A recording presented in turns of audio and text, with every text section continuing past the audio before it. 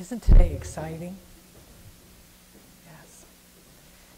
Choices change us. You know that. You've experienced many opportunities. And I want you to think for a second about a difficult choice you've made. What went into that choice? How did you go about making it? What were the other choices that were available to you? Think for a second about coming here today. That was one of your better choices.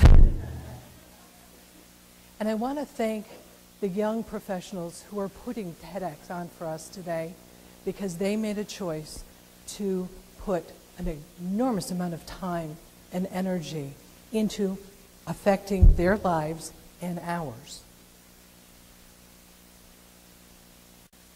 So where do choices come from? When you begin to think about where your choices come from, begin to understand that they come from well, they actually start before we're born. Somebody chose your name for you. And if we think about how we learn to choose, we begin to understand that our choices are based on all kinds of information and experiences. When you're a baby, you learn how to play with water. You learn what water is, you learn what it tastes like, you learn how to make it do things that you want it to do. When you've had enough experience with that, but only when you've had enough experience, then you can move to truly enjoying a water park. Or maybe later on in your life, have the experience of designing or building a water park. All of this is based on the experiences you have in your brain. So we have three general parts of our brain. The reptilian part of our brain, which is the most primitive part, is associated with that fight or flight instinct, with procreation and survival. Every species that has a brain has that aspect of their brain. The next part of your brain is the limbic system. The limbic is also called the mammalian part of your brain, is associated with emotions, love and belonging, those sorts of things. For humans, the biggest part of our brain is the neocortex. That is where rational thoughts occur. We also have an opportunity there to store memory. Take experiences, blend them through creativity, and actually project them into the future to see if they'll work or not. Neocortex is a really great part of our brains, right? Because we're humans. So all choices come from a need based on our experiences, using everything possible, everything you could dream up in that neocortex of yours, and then manifested through creativity. When you think about it, remember Psych 101 when you learned Maslow's hierarchy of needs, and you have the physiological base, safety and security, love and belonging, self-esteem and self-actualization. When you're making choices, you make choices based on that system. What must you have to sustain your life? What do you need in order to feel safe and secure? What do you want, which will help you feel loved and as if you belong? What could you have that will bolster your self-esteem? And what do you most desire? If you could have anything in the world, what do you most desire? And that is self-actualization. If we use our example of water for a moment, you must have water in order to survive. It's good if you have clean water, because that will help your body stay safe. When you go to your refrigerator, you're thirsty, you go to your refrigerator, you open it up, and there's likely to be water, maybe juice, milk, there might be tea or coffee available for you. That's what you could have. And most all of us have those in our kitchens because of that belonging aspect. When you have guests over, they're going to expect certain things. If you have enough resources, money, time, transportation, you might be thinking, well, I'm really thirsty, but I don't want what I have here in my kitchen, so I'm going to go out and bolster my self-esteem a little with maybe alcohol or some other kind of a fun drink. As you're driving down the road, you might begin to think about that great trip, that your most wonderful vacation that you took and experienced, and the drink that you had there that was the most deliciously decadent drink you ever had. That's your self-actualization aspect. You're beginning to see that with all of the choices that we have, we begin to get a little overwhelmed. Do you remember when you were a child? Well, those of you who are over 30, your mother probably shooed you out of the house and said, go outside and play for the day. You said, Mom, I'm thirsty. Mommy, I'm thirsty. And Mommy said, well, here's a cup. She might hand you out a cup of water out the back door.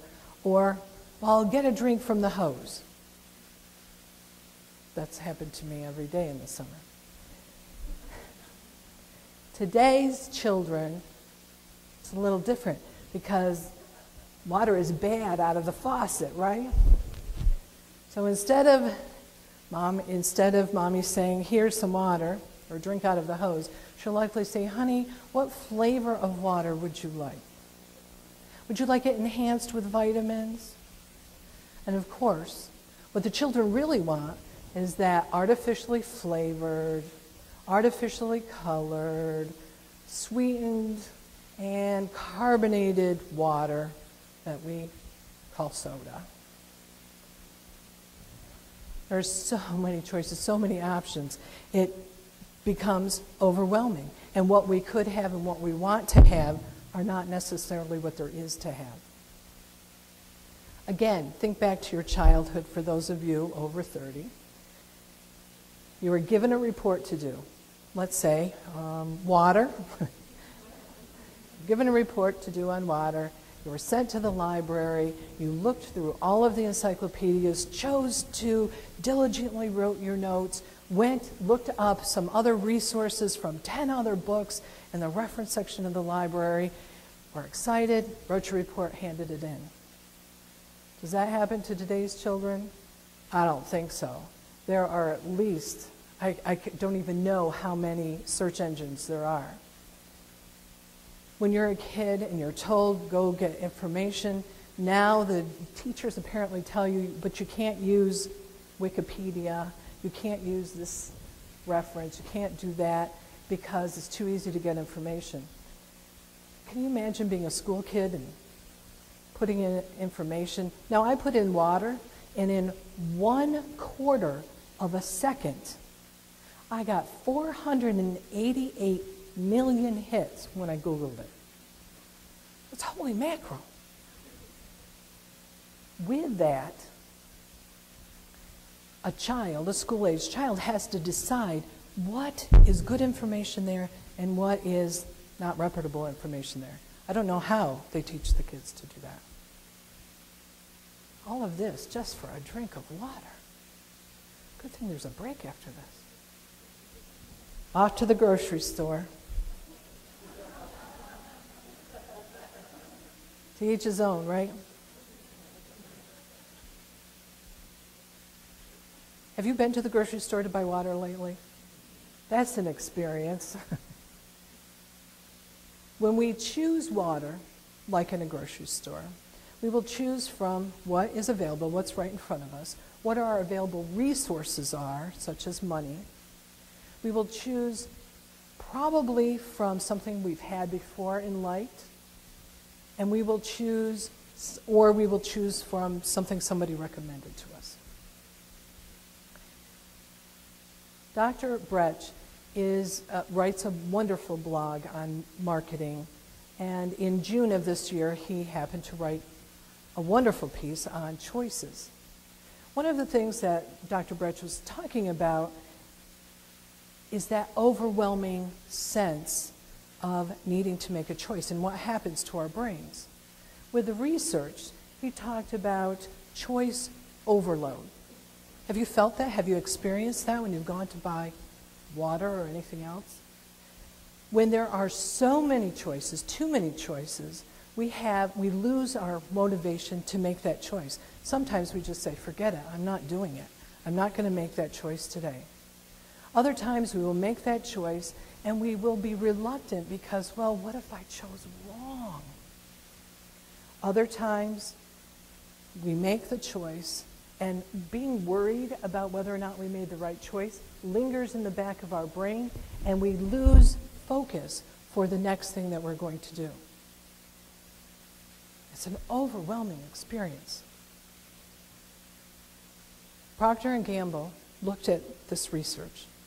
They were making 26 different types of Head and Shoulders shampoo. Who knew? 26 kinds of Head and Shoulders. They cut that down to 15. 15 still sounds like a lot to me. And they increased their market share by 10%. Fewer choices, less overwhelming, more products sold. Clearing space to allow us to make choices seems to be an opportunity. And it reminds me of that KISS principle, keep it simple, sweetie. When we are allowed time and space to make a choice, we make better choices and we can feel better about them. So how do we go about deciding anything based on all of that? Some of you will make a pros and cons list. I'm terrible at these pros and cons lists. I usually have a middle column that says maybe. You can use the mind mapping technique, which is really fun for creative people, and then they get to switch their things all around and have a good time, put everything they want to on there. You can poll your friends, ask them what they would do, and they can all vote, and then you can make a decision that really isn't yours because they made it for you. You can put all of your opportunities into a hat and pull one and hope it's the one you like, and when I do that, well, I don't really like that one.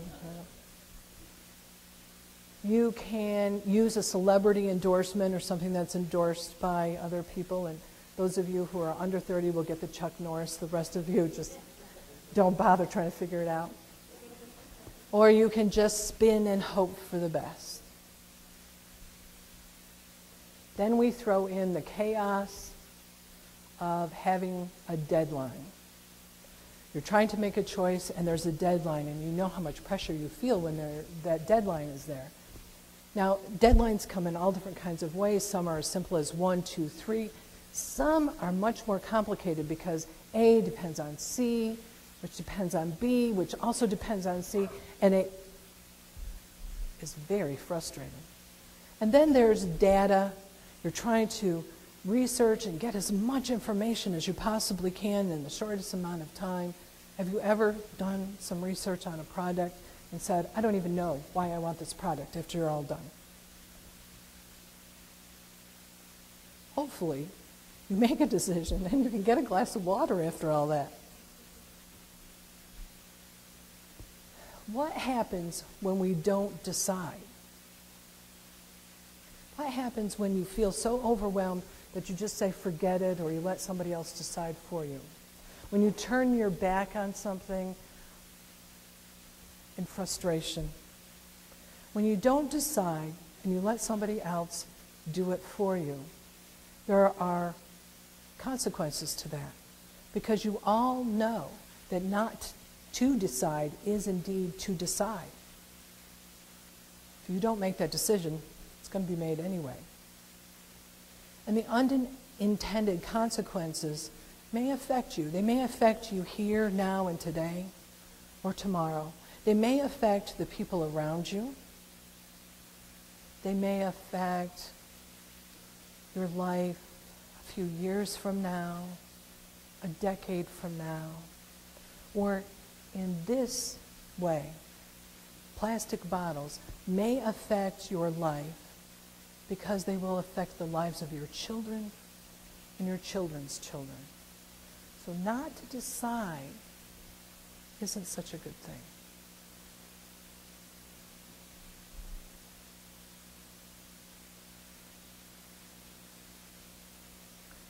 This group, Advertisers Without Borders, made a choice to affect us.